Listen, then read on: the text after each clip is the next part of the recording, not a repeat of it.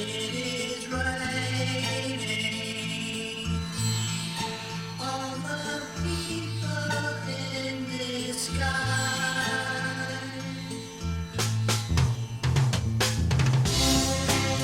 Don't you know? Raindrops Hey everybody, welcome back. Psychedelic here. Hope everyone's having a good Friday weekend whenever you're catching this video. I figured I'd do the 3LP special this time around. Got 3 LPs I got in the mail this week, including a pre-order, which just came out this month actually, and then a earlier release from 2023, a reissue, and then something I just kind of splurged on because it was cheap and wanted to finish up the rest of my PayPal funds from a sale I made. So yeah, not too much, nothing too exciting, all reissues, but all good nonetheless. So I'm gonna start off with the pre-order here. And I should mention too, I'm not, I think I mentioned last video, I guess, just kind of easing off of any big hot items as of now. Money's kind of tight, and it's bad timing too, because now the record show is coming up, the fall record show in Omaha. So I still do plan on going. It might be more like a meet and greet kind of thing and just see what they got. Don't plan on spending too much, but we'll see what happens. I'm not going to bring too much cash along, and I think my college buddy will stop by as well, and who knows, maybe I'll mooch off of him. Because I've bought him plenty of things in the past, and now it's his turn. But yeah, like I said, I don't plan to go all out, and I didn't even find much last time, so we'll see what happens. Anyways, I'm going to show the pre-order here. This is definitely one I think you guys will enjoy. I don't know if it's sold out yet or not, but I think it's limited to 300 copies. And this is San Francisco's Shiver. This is a reissue, and this never did have an original release back in the day. This came out originally in like 2000 on Rockadelic. This is a reissue on Unique Records. The way I like to describe it is like if Hawkwind were originated out of San Francisco area and went more in like a straightforward kind of pure acid rock kind of sound with that jam band style.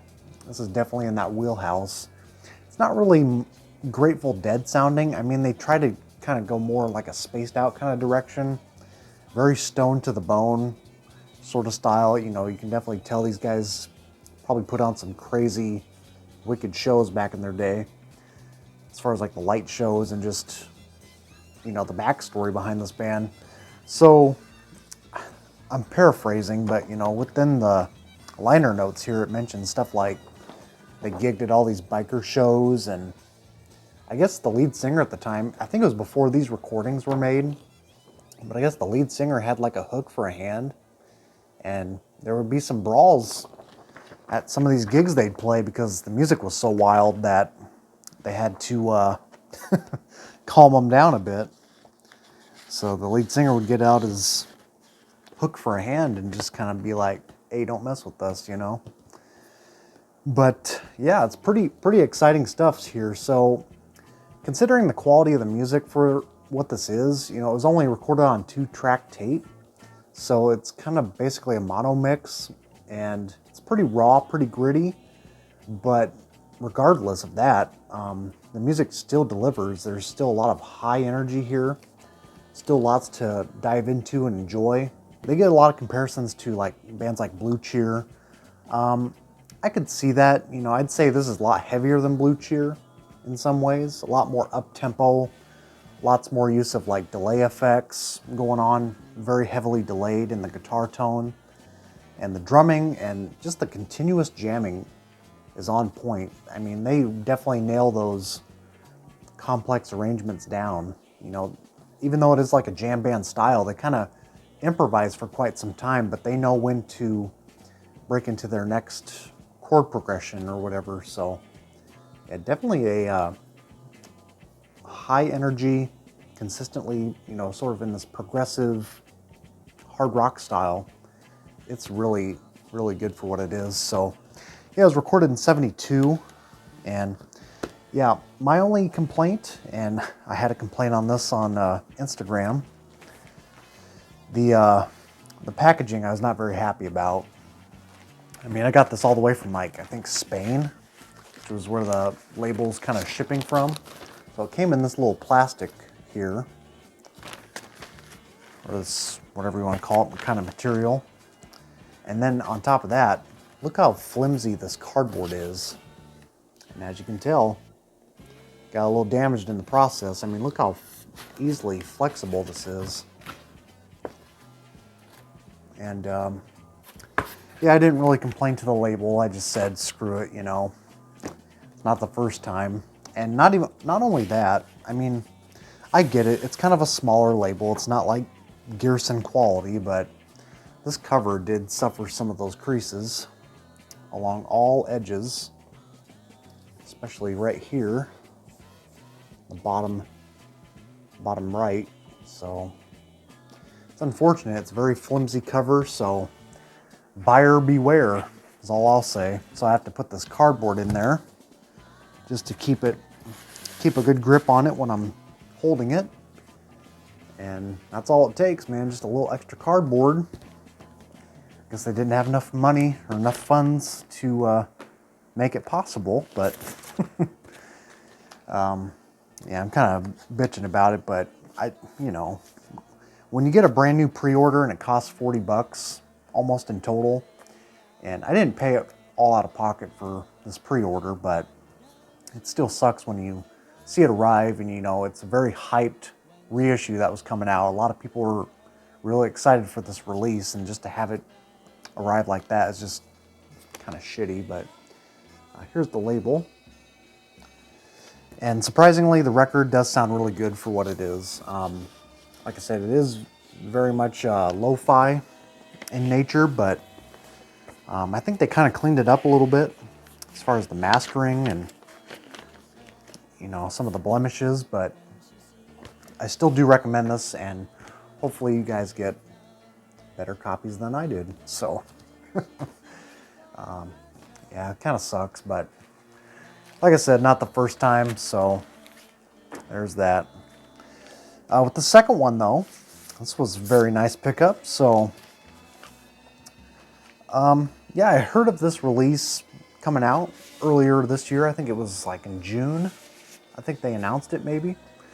And I had never heard this in full till I learned about it. And when I streamed it, I was like, man, this is pretty tasteful. I have to pick this up. And this is The Line of Time and the Plane of Now by Shira Small. I think that's how you pronounce her name. This is originally a private pressing. Came out in like 500 copies. Reissued by Numero Group. And I think she was part of this collective in Pennsylvania as far as like this boarding school. And not only did they release this, but they also released one, I think prior, maybe like a year or two earlier, called Journey to Persephone or something. I don't remember what the title is exactly, but it's kind of a same artwork design, pretty minimal, black and white. I hadn't heard that album yet, but I knew of it before this one. And I can say this is definitely an album that I have listened to many times the last few months, and finally just picked up a copy here.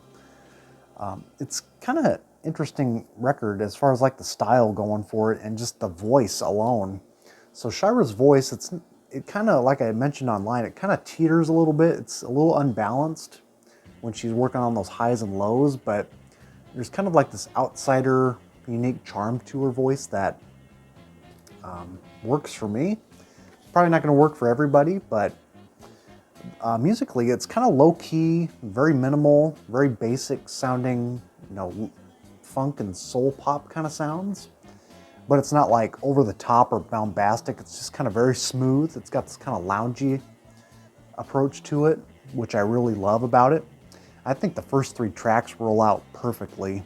Lights Gleam Lonely, Here I Stand, Cool Dude. I think those are definitely the highlights. And then, of course, I think her most well-known track, Eternal Life, was featured on one of those Warfaring Stranger compilations, Ladies from the Canyon.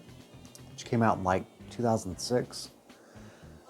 Which I had heard that comp a couple times, but I've forgotten that track. And yeah, it's definitely got this kind of cosmic atmosphere to it, yet for how basic it is. It's got the kind of cold piano touches, really nice rhythmic moves on here, and all songs are original. Definitely some smooth grooves on here, and I just really have been loving this album lately, so definitely one to check out. This is the black vinyl version. It's got a cool inner sleeve here.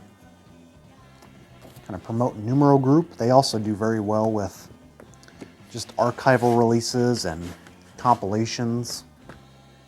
And I think even new independent artists, right? So I got the record here. I think this also came on gray vinyl as well. So check her out. It's also a very short LP, I think, as well. It's like under a half hour, but the songs are pretty short as well, but they all work. They're all very different from each other, so yeah, check out those first 3 tracks. I think it's also on Spotify if you search for it. I don't have Spotify, but last I knew it was on there, so. Okay, and on those last ones, again, like I said, just bought this last week, I think it was. And this is a reissue. Picked up on some Paper Garden. This is on Sunday's label. It's replicated pretty much exactly like the original on Musicore. I got a little history with this album too, and not so much positive, I guess, but yeah, I've always read reviews and seen people just really hype this album up as though it's like some trippy masterpiece, you know, and it's even got the hype sticker on here, which I'll let you guys see there. What's it say? Trippy, ultra rare, pop psych masterpiece.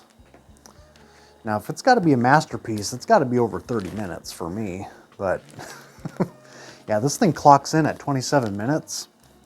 And then when you consider the longest track on here is the weakest, the 4-minute cut, Mr. Mortimer, it's just one of those basic novelty tracks.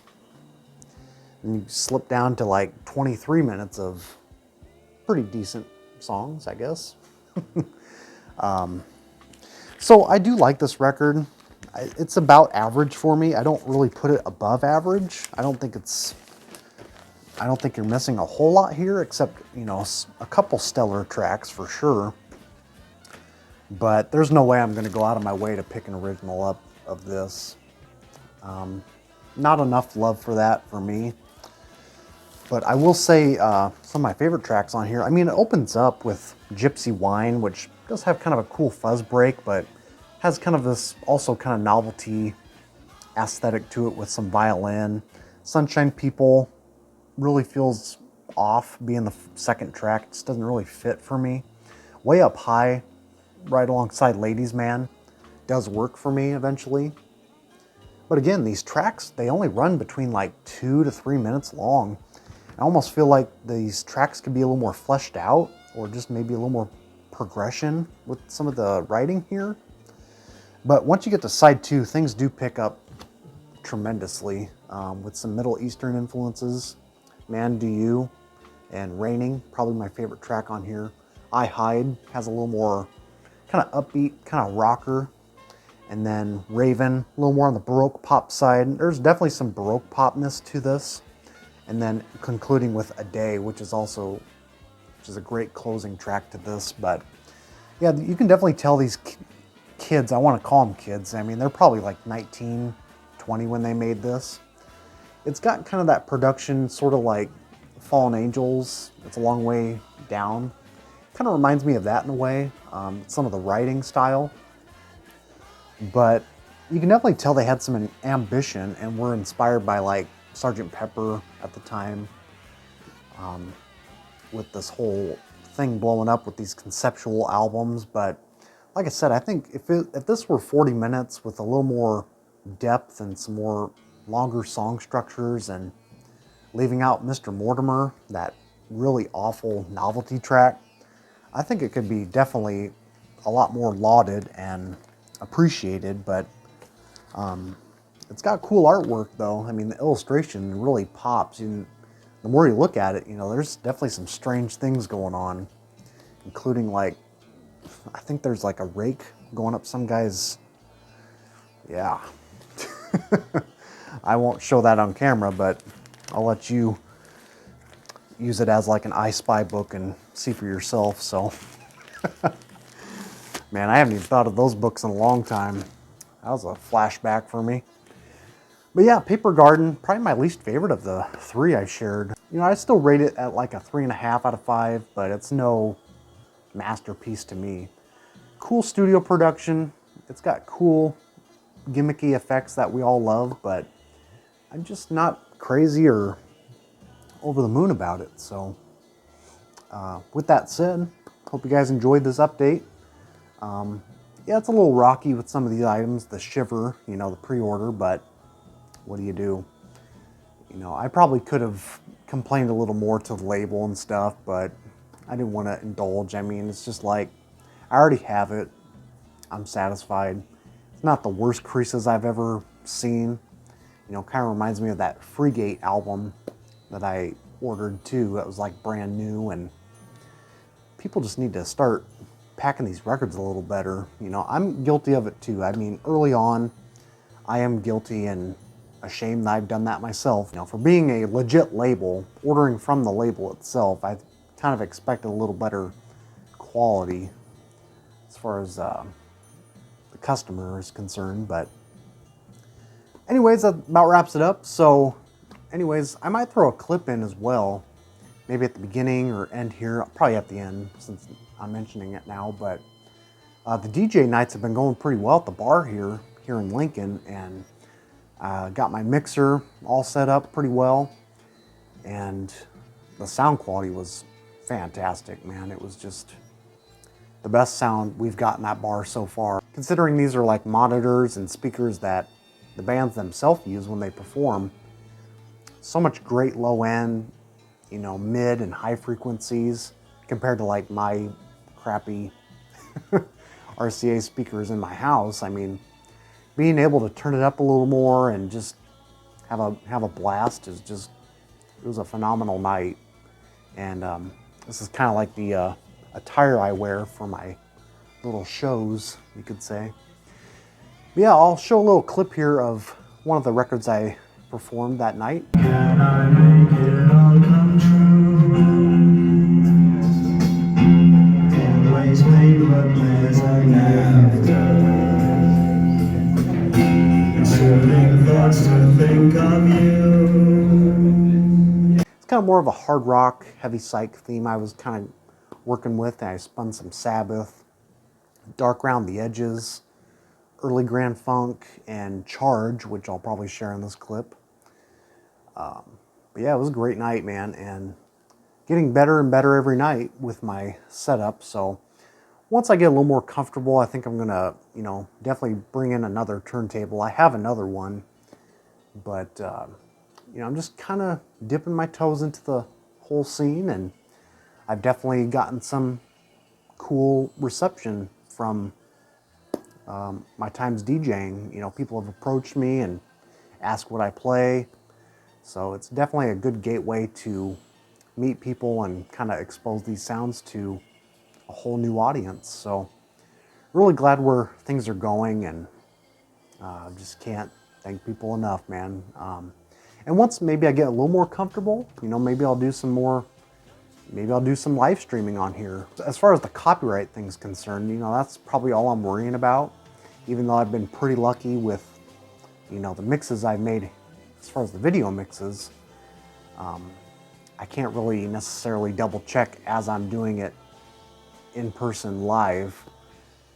It's a little more challenging, so you'll see how I slip around that and see if it works out eventually. So with that said, thanks again for tuning in, and we shall see you soon.